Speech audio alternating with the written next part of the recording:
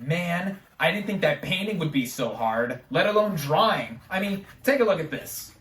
This is my interpretation of the movie's title. This all around is the portrait, of course.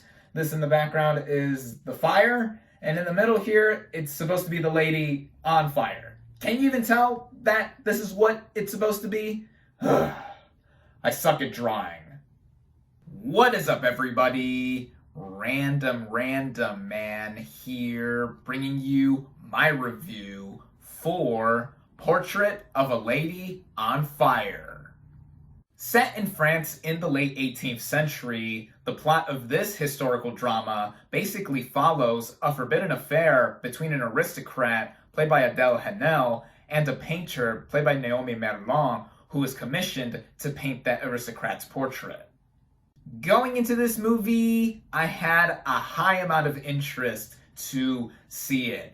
This film did originally come out last year in its native France and some places around the US, but it didn't get a wide release until apparently this past Valentine's Day weekend. But it never came to my area until this past weekend, where it opened up at one of my local theaters, and I heard a lot of chatter about this film. In simple terms, this is one of the most critically acclaimed movies of last year. It's even been considered to be one of the best of the past decade by quite a few people as well. It's also been nominated and won quite a few awards, including the Queer Palm and Best Screenplay at last year's Cannes Film Festival, where it premiered. It was even selected to compete for the Palme d'Or at that same festival, where, of course, it lost to Parasite, which recently and historically, of course, has won 4 Oscars, including the Best Picture Oscar. I've already gone on and on and on about how much I adore this movie. It's my favorite of last year, and I broke down its Oscar wins. Speaking of Oscars, it was considered both a surprise and a snub that this film didn't get nominated for the Best International Feature Film category. Of course, the movie that ended up winning there was Parasite, one of its 4 wins it easily got.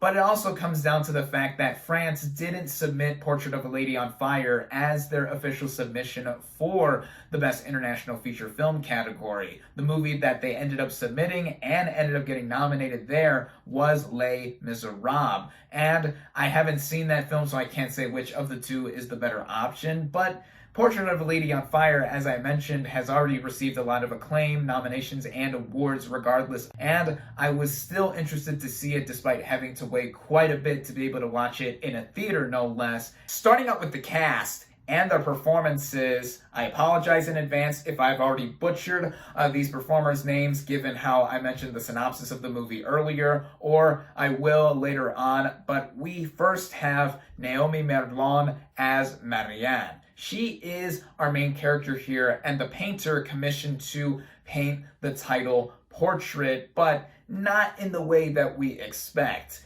This is a performer who I've never seen any prior work of, given how I haven't seen many French movies either of the current era or even from decades ago. I gotta work on that.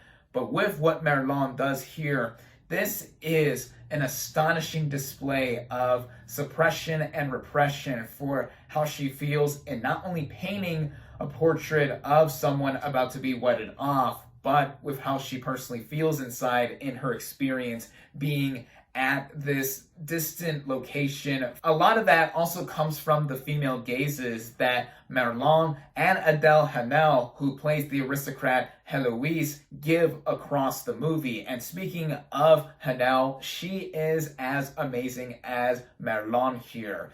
These two have pretty good chemistry at first, but it eventually develops for what does happen between these characters. And with Haenel as well, we first don't see her at all. We see her first covered by this hooded cloak or something like that, but then we see the revelation of her after a specific action, which added an aura of mystery and all-around intrigue to what she brought to the table. Merlin and Hanel are mainly front and center throughout the majority of this film here, but we have two other performers that I have to give shout outs to, such as Luana Bajrami as the housemaid Sophie, who has quite a bit to do in interacting with our two main characters, and I thought that she was fantastic here, and Valeria Golino as the Countess, aka the mother of Hanel's character Heloise, who commissioned Merlin's character Marianne to paint the portrait of her daughter. I thought that she was superb as well for the minimal screen time she had. What isn't minimal though, segueing into the writing and directing, is the vision brought to the table on both of those fronts by Celine Sciamma. The vision that she brings to this film is taught in just about every sense of that word. The movie begins with the present timeline where Marianne is teaching an art class to a bunch of girls, and one of them points out a portrait that is in turn the title portrait of a lady on fire, as Marianne calls it. And then the rest of the movie, up until the very end, is a huge flashback as to what led her to be inspired to paint that portrait.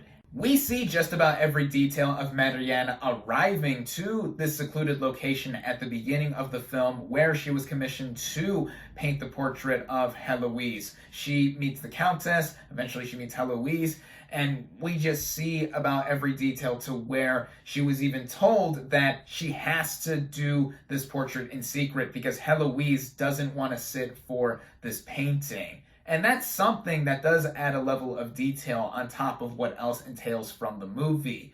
It also moves at a pretty precise pace to where it takes its sweet time, to say the least.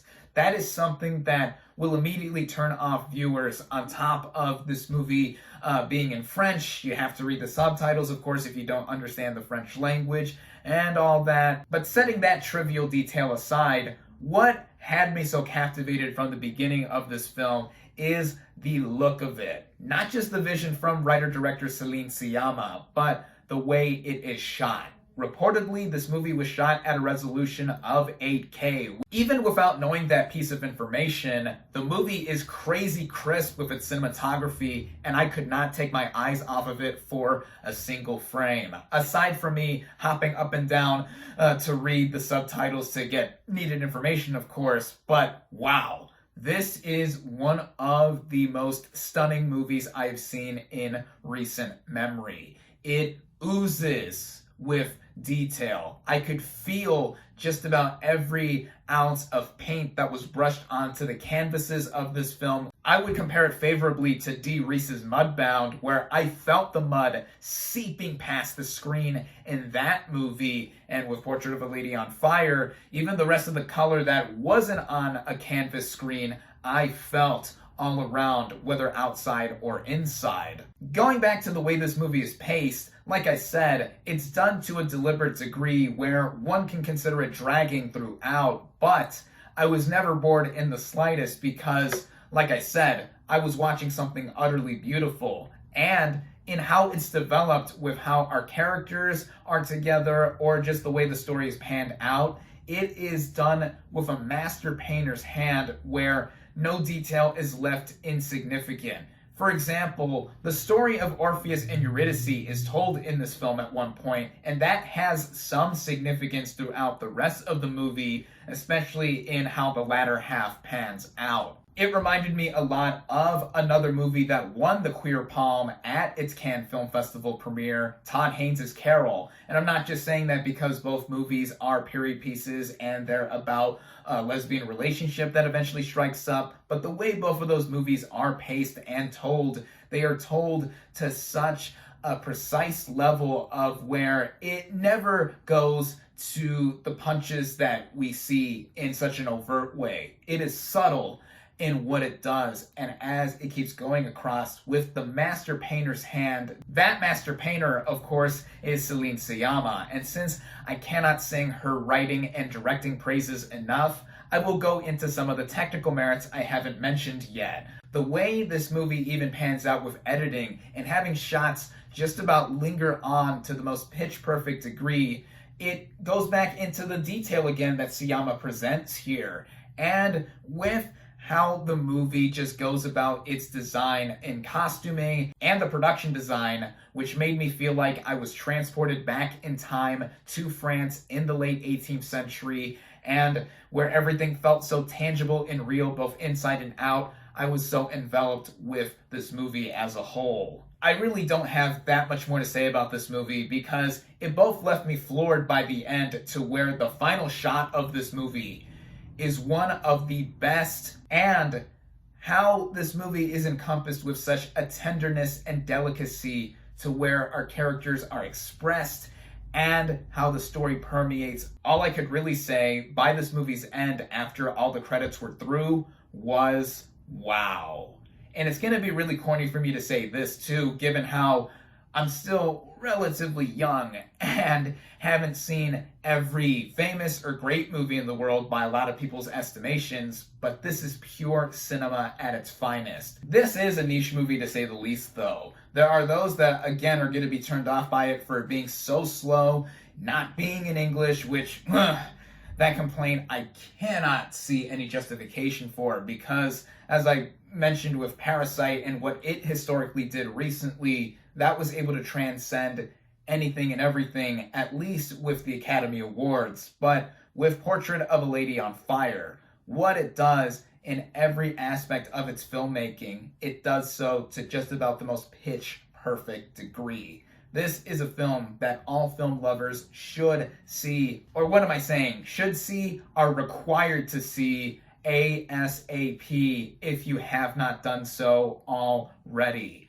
Without a doubt, this would have ended up on my top 10 favorite movies of 2019 list if I saw it when 2019 was still active. But, rankings and scores are so arbitrary. We love or adore what we love, and I adored Portrait of a Lady on Fire. I cannot recommend this movie more highly enough.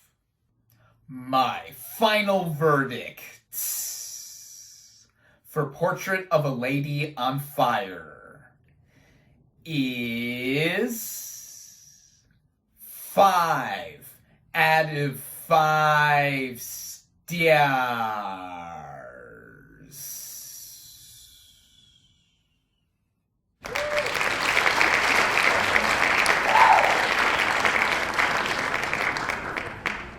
Thank you all, as always, for watching. Be sure to like this video, comment on what you thought of Portrait of a Lady on Fire, social media links in the description, subscribe to my channel for more, and I'll catch you on the next movie review.